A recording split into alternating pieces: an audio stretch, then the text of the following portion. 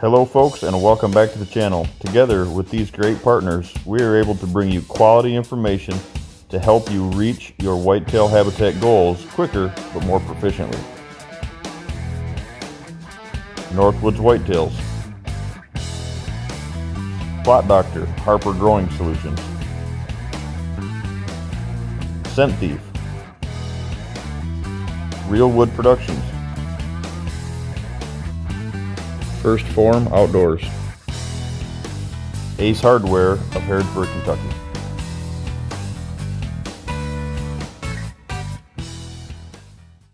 Hey folks, welcome back to the channel.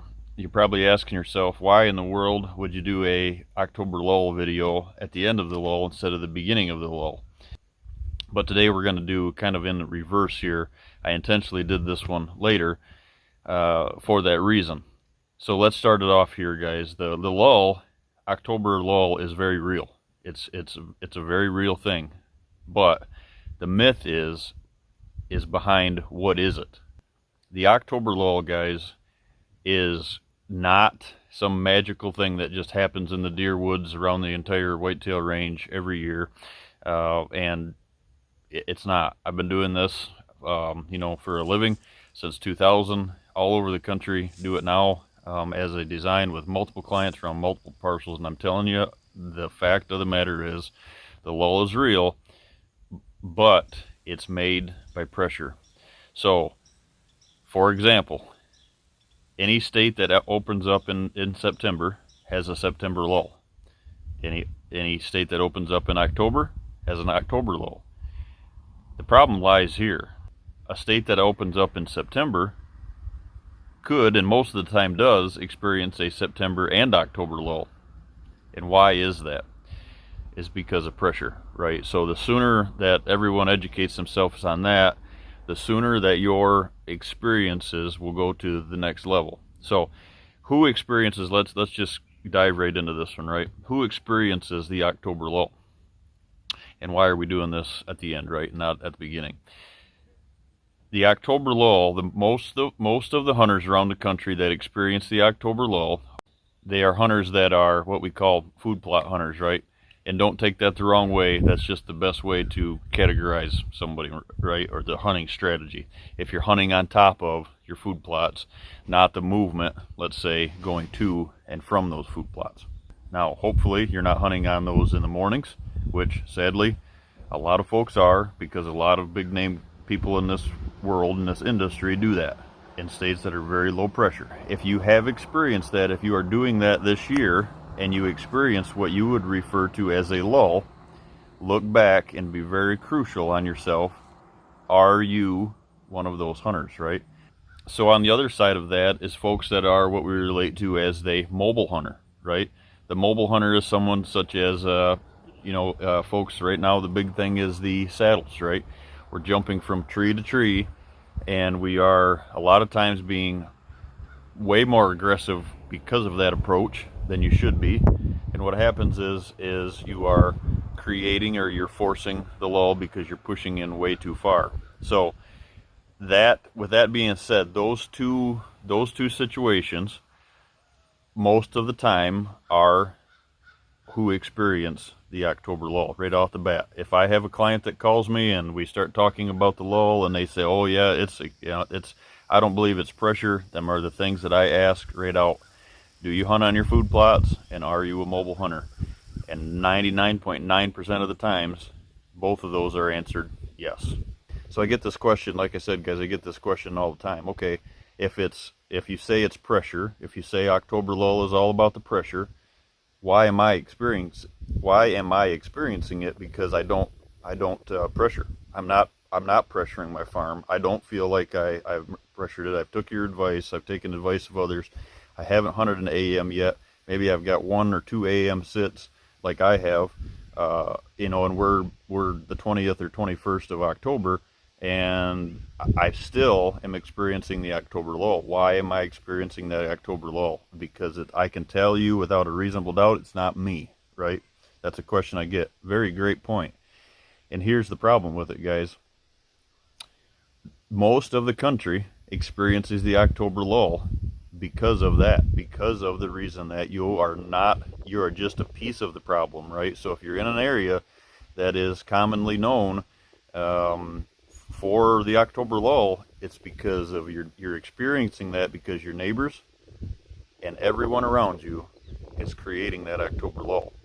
So in order not to experience that, you have to have a large amount of property, a large amount of unpressured property to jump that hurdle. So can it happen on 20 acres that you can't experience it? Oh yeah, it can. 40s, 80s. The more property you have, the more of a better chance you have of not experiencing it, even if your neighbors are. So always remember that, guys. You can do everything right, but if you're in an area that's overpressured, you're not housing those deer 365 days a year, 24 hours a day, right? And unless you are, those deer are going to be part of the October lull.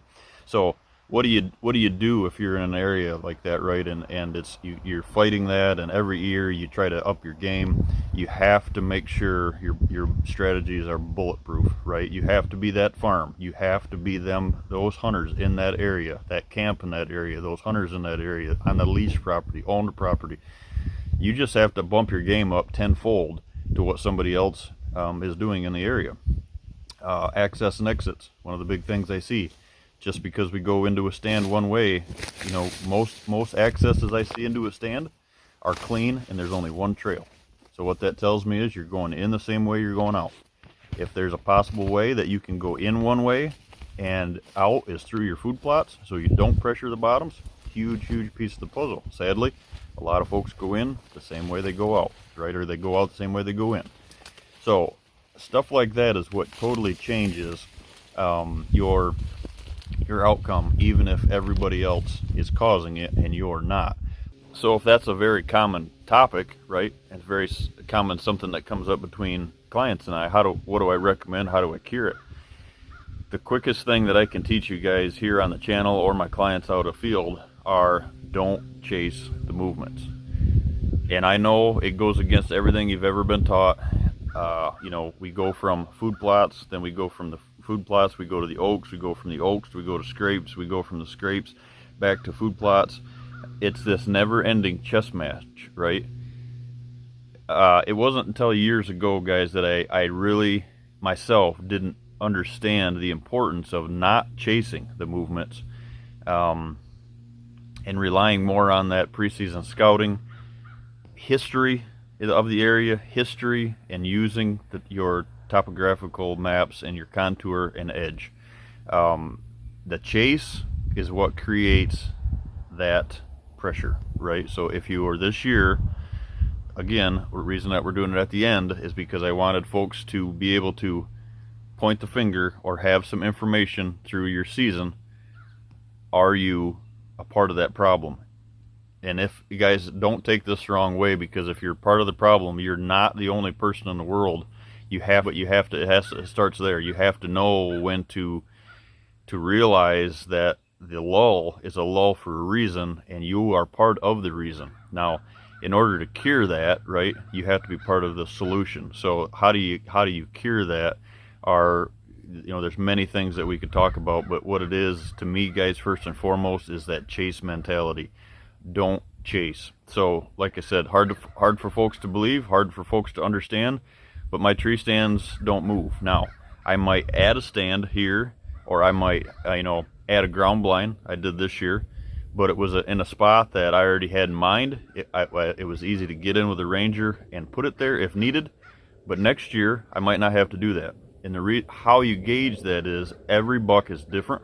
Every target buck that you've got, his approach, whether he J-hooks into a scrape, whether he, uses that thermal approach, whether he uses all them topics said above and beyond each and every time he enters into a food plot or a licking branch, a mock scrape, whatever the case is. Every buck is different. Now, I've got many bucks on the farm and around the country with my clients that are using that quartering wind way more than they're using a direct wind, let's say. Well, if that's the case, those preseason stands, those stands that you already have hung, that's why I really push the emphasis on having a stand assemblage, not just a 1 or 2 favorite stands, right? And that's a separate topic coming down the road here as we go into the pre-rut talk. But that probably, guys, is one of the most important things to cure that lull. Is don't be a part of that problem, obviously, but don't chase the movements. The reason that the food plots are blown out is because you hunted over top of them. The reason that the oaks they went to the oaks is they're already going to the oaks. The reason that they're in the oaks, guys, is not because the acorns already hit the ground and they've got more appealing to them, which there is some truth to that. But what I'm saying is that's part of their diet and part of their routine on a daily basis. It's not a sought after, I need to go from the food plots, I need to go to the oaks, just the oaks or just the food plots. The reason that they go to one or the other nocturnally is because you push them into one and you push them, or you push them into the other. In a perfect world, they have the oaks, they have the food plots, they have the browse, all the water, all in a routine. They're not forced into a corner. If you are the farm that has the correct browse, you will be a property that settles more deer in, let's say, or gives them more of a buffet early in the season during that October lull than a lot of other places. So to explain that a little bit more in depth is this: if you have a lease, let's say, or you have if you own a property that you're hunting, and you are banking on just food plots or just corn piles, I would be willing to bet that you're probably going to experience the October lull if your browse isn't correct in your bedding areas. And the reason for that is, guys, is because your deer are traveling so far to reach those browse requirements. In other words, your does might not be within that first 100-yard rim. They might be 200-300 yards away. Your bucks are behind them. What that causes is this: most 20s, 40s, 80s that the common Joe, you and I that are watching this video own, that means that your does probably aren't bedded on you to begin with, and that means that whoever has that, has the security, has the browse requirement, is meeting those deer, or holding those deer more, if you will, through a 365-day-a-year pattern. Hence the reason I build these properties, design these properties. So something to think about there, guys, is make sure that your property is well-rounded.